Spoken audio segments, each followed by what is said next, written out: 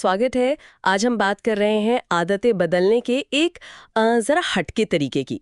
ये लियो बबूटा के Zen habits फलसफे पर आधारित है और इसमें ना जोर इच्छा शक्ति पर नहीं बल्कि जागरूकता पर है, बहुत छोटी शुरुआत पर। हाँ, ये दिलचस्प है क्योंकि लियो खुद कई आदतों से जूझ रहे थे, वजन, कर्ज, स्मोकिंग, और उन्होंने खुद को बदला। उनका मेन आइडिया कि हमें खुद को ठीक करने की जरूरत नहीं है, बस वो जो दिमाग में एक परफेक्ट पिक्चर बना रखी है ना, उसे जाने देना है। सुनने में ही कितना अलग है ना? बिल्कुल। तो समझते हैं ये काम कैसे करता है। तो सबसे पहले ये माइंड मूवी का आइडिया आता है। मतलब हम मन में सोचते रहते हैं कि हमें कैसा होना चाहिए।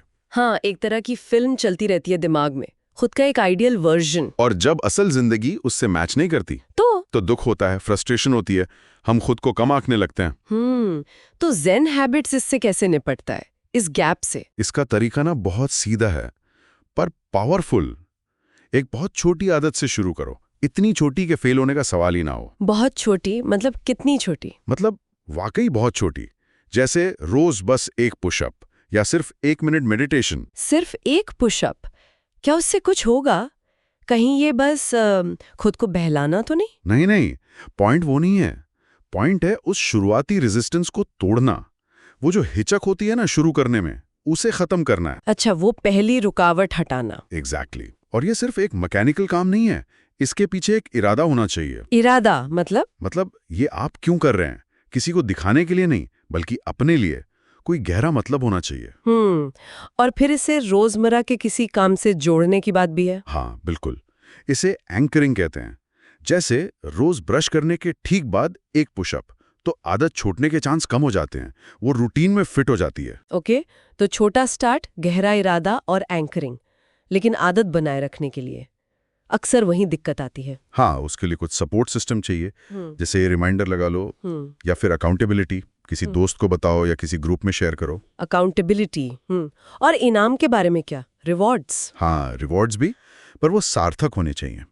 मतलब जिनसे आपको सच में खुशी मिले, सिर्फ कोई चीज खरीद लेना नहीं। शायद 5 मिनट शांति से बैठना या अपना पसंदीदा गाना सुनना। अच्छा, ठीक है। इस सब में माइंडफुलनेस कहाँ फिट होती है? सचेत रहना। माइंडफुलनेस तो समझ लीजिए इस पूरे प्रोसेस का दिल है। ये गेम चेंजर है। कैसे? देखिए, माइंडफुलनेस का मतलब है अपनी इच्छाओं को, अपनी बेचैनी को बस देखना, ऑब्जर्व करना, बिना जज किए, बिना उनसे भागने की कोशिश किए। मतलब जब मन ना करे कुछ करने का, तो उस फीलिंग को बस महसूस करना है। हाँ, महसूस करना कि हाँ अभी मुश्किल लग रहा है, अभी बोरियत हो रही है, और ये ठीक है। रोज थोड़ा टाइम निकालकर सोचना या लिखना कि आज कैसा रहा, क्या महसूस हुआ, ये भी माइंडफुलनेस का हिस्सा है। और जब मुश्किल लगे, जब वो प्रतिरोध महसूस हो, जो कि होगा ही, तब क्या करे? छोड़ दे? नहीं, यही तो खास बात है। छोड़ना नहीं है, आदत को और छोटा कर देना है। और छोटा? एक पुशअप से छोटा क्या होगा? शायद सिर्फ पुशअप की पोजीशन में आना, या अगर लिखने का मन नहीं तो बस एक शब्द लिखना, एक गहरी सांस लेना, कुछ भी, बस उस चेन को तोड़ना नहीं है। अरे वाह! समझने वाली बात यह है कि ये जो बेचैनी है, ये जो असुविधा है ना, असल में यही ट्रेनिंग है। ट्रेनिंग किस चीज की? अपनी भावनाओं के साथ कंफर्टेबल होने की ट्रेनिंग, बिना रिएक्ट किए उन्हें देखने की ट्रेनिंग। तो इसका मतलब है कि वो जो परफेक्शन की चाह है या हर चीज कंट्रोल करने की इच्छा, उसे छोड़ना होगा? बिल्कुल, उसे जाने देना होगा। फुल्का बनाना, मजेदार बनाना, ताकि बोझ ना लगे। ये तो पूरा नजरिया ही बदल देता है। सही कहा। ये सेल्फ इंप्रूवमेंट से ज्यादा ना सेल्फ लिबरेशन जैसा है। खुद को आजाद करना, प्रोसेस पर भरोसा करना, पल में मौजूद रहना, और वो बहुत छोटी सिली सी लगने वाली शुरुआत करना। तो अगर हम इससे समेटें तो मुख्य बातें क्या हैं? हाँ, पहली बात, जागरूकता इच्छा शक्ति से ज्यादा जरूरी है।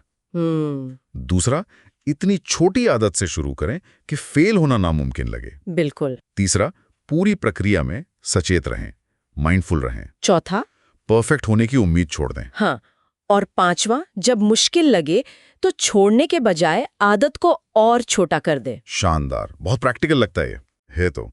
और यहां एक सवाल सोचने के लिए छोड़ जाते हैं सबके लिए। अगर बदलाव परफेक्ट बनने के बारे में नहीं है, बल्कि वर्तमान पर में सचेत रूप से जुड़ने के बारे में है, तो आज ऐसी कौन सी एक माइंड मूवी या वो आदर्श छवि है जिसे आप छोड़ सकते हैं, और उसकी जगह आज कौन सा एक बेहद छोटा सा ठोस कदम उठा सकते हैं? बहुत बढ़िया सवाल, सोचने वाली बात है। इस बेहतरीन चर्चा के लिए बहुत बहुत शुक्रिया। शुक्रिया।